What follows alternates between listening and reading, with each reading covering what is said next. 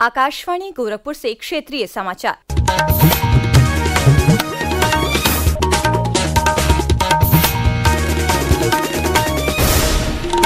नमस्कार, समाचार बुलेटिन के साथ मैं वैष्णवी त्रिपाठी। भारतीय सशस्त्र बलों ने कल रात पाकिस्तान द्वारा उत्तरी तथा पश्चिमी शहरों को निशाना बनाने के लिए ड्रोन और मिसाइलों से किए गए सभी हमलों को विफल कर दिया है। रक्षा मंत्रालय के अनुसार पाकिस्तान ने जम्मू, पठानकोट और उधमपुर तथा अंतर्राष्ट्रीय सीमा के पास के कई स्थानों और सैन्य ठिकानों को नुकसान पहुंचाने का प्रयास किया था। हालांकि भारतीय सशस्त्र बलों ने हर पाकिस्तानी हमले को नाकाम कर दिया है। इस दौरान जनहानि की कोई सूचना नहीं मिली है। प्रस्तुत है एक रिपोर्ट। पाकिस्तान से सतवारी, सांबा, जम्मू और कश्मीर के आरएसपुरा तथा अरनिया की तरफ 8 मिसाइलों को भेजा गया। भारतीय हवाई रक्षा इकाइयों ने इन सभी मिसाइलों को चिन्हित और नष्ट कर दिया। पाकिस्तान की ओर से इस तरह के हमले आतंकवादी संगठन हमास द्वारा इजरायल पर किए गए हमलों की तरह ही हैं। इसके अलावा सीमा सुरक्षा बल ने जम्मू और कश्मीर के सांबा जिले में अंतर्राष्ट्रीय सीमा पर घुसपैठ के बड़े प्रयास को विफल करते हुए कम से कम 7 आतंकवादियों को ढेर कर दिया है। सूत्रों ने बताया है कि आतंकवादियों का एक बड़ा समूह घुसपैठ की कोशिश में था, जिसे भारतीय सुरक्षा कर्मियों ने असफल कर दिया। इस दौरान ढांढर चौकी पर पाकिस्तान की तरफ से गोलीबारी की जाती रही। सीमा सुरक्षा बल के सतर्क सैनिकों ने पाकिस्तान के हर प्रयास को विफल किया। समाचार कक्ष से मैं वेद प्रकाश पाठक। इस बीच सरकार ने सभी मीडिया चैनलों, डिजिटल प्लेटफॉर्म और नागरिकों से रक्षा अभियानों और सुरक्षा बलों की आवाजाही की लाइव कवरेज या वास्तविक समय की रिपोर्टिंग न करने को कहा है। रक्षा मंत्री राजनाथ सिंह ने आज नई दिल्ली में पश्चिमी सीमा पर सुरक्षा स्थिति और भारतीय सशस्त्र बलों की परिचालन तैयारियों की समीक्षा के लिए एक उच्च स्तरीय बैठक की अध्यक्षता की। बैठक में chief of defence staff general Anil Chauhan, सेना प्रमुख general Upendra Dwivedi, air chief marshal Amarpreet Singh और नौसेना प्रमुख एडमायरल दिनेश के त्रिपाठी शामिल हुए। बैठक में रक्षा सचिव आर.के. सिंह भी मौजूद थे। इस बीच केंद्रीय गृह मंत्री अमित शाह ने भी सीमा सुरक्षा बल सीआईएसएफ और नागरिक उड्डयन सुरक्षा ब्यूरो बीसीएएस के महानिदेशकों के साथ बैठक की। पाकिस्तान की हाल की आक्रामकता के कारण देश के किशनगढ़, भुंतर और लुधियाना हवाई अड्डों को बंद कर दिया गया है।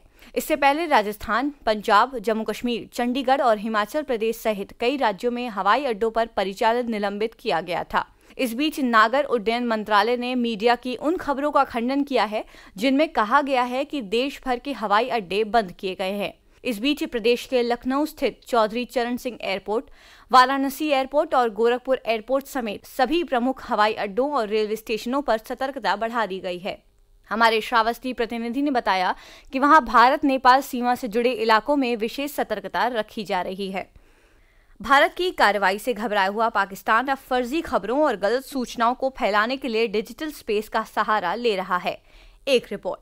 सोशल मीडिया पर पाकिस्तान ने एक पुराने वीडियो को वायरल कर ये दावा किया है कि उसने नियंत्रण रेखा पर 20 राज बटालियन की एक चौकी को तबाह कर दिया। ये पूरी तरह से गलत बयानी है, क्योंकि ऐसी कोई भी सेना की टुकड़ी भारत में नहीं है। एक और वीडियो के जरिए गुजरात के हजीरा पोर्ट पर हमले का दावा किया, जबकि ये वीडियो एक तेल के टैंकर में हुए विस्फोट का है। दुनिया में आतंक का पर्याय बन चुके पाकिस्तान ने झूठ बोलकर अपनी बची खुची विश्वसनीयता भी खो दी है और वह पूरी तरह से हताश हो चुका है। सकलैन अख्तर, आकाशवाणी समाचार, दिल्ली। सरकार की ओर से जारी परामर्श में कहा गया है कि अगर भारतीय सशस्त्र बलों से संबंधित या मौजूदा स्थिति से जुड़ी कोई संदिग्ध जानकारी मिलती है तो इसकी सूचना पीआईबी फैक्ट चेक को जरूर दें। ऐसी सामग्री को व्हाट्सएप नंबर 8799711259 और ईमेल आईडी socialmedia@pib.gov.in पर साझा कर सकते हैं। केंद्रीय खाद्य मंत्री प्रहलाद जोशी ने लोगों से जरूरी चीजों की जमाखोरी न करने की अपील की है। उन्होंने कहा है कि देश में सभी आवश्यक वस्तुओं का पर्याप्त स्टॉक मौजूद है, किसी भी चीज की कोई कमी नहीं है। मुख्यमंत्री योगी आदित्यनाथ ने आज महाराणा प्रताप जयंती पर लखनऊ में आयोजित एक कार्यक्रम में हिस्सा लिया। इस अवसर पर अपने संबोधन में उन्होंने पाकिस्तान समर्थित आतंकवाद पर निशाना साधा। उन्होंने कहा कि पाकिस्तान ने इतनी बड़ी हिमाकत कर दी है कि वह अपने वजूद के लिए संघर्ष करता दिखाई दे रहा है। श्री योगी ने कहा कि पाकिस्तान का आतंकवादी चेहरा अब दुनिया के सामने बेनकाब हो चुका है। मुख्यमंत्री ने देशवासियों से अपील की कि वे भारतीय सेनाओं का मनोबल बढ़ाएं और सोशल मीडिया के अफवाहों के प्रति सावधान रहें।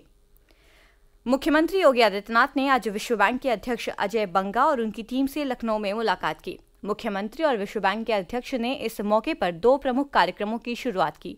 ये कार्यक्रम है पूर्वांचल व बुंदेलखंड क्षेत्रों में कृषि उत्पादकता बढ़ाने के लिए प्रदेश में लागू यूपी एग्रीज कार्यक्रम और प्रदेश को आर्टिफिशियल इंटेलिजेंस का हब बनाने के लिए शुरू किया गया AI प्रज्ञा कार्यक्रम।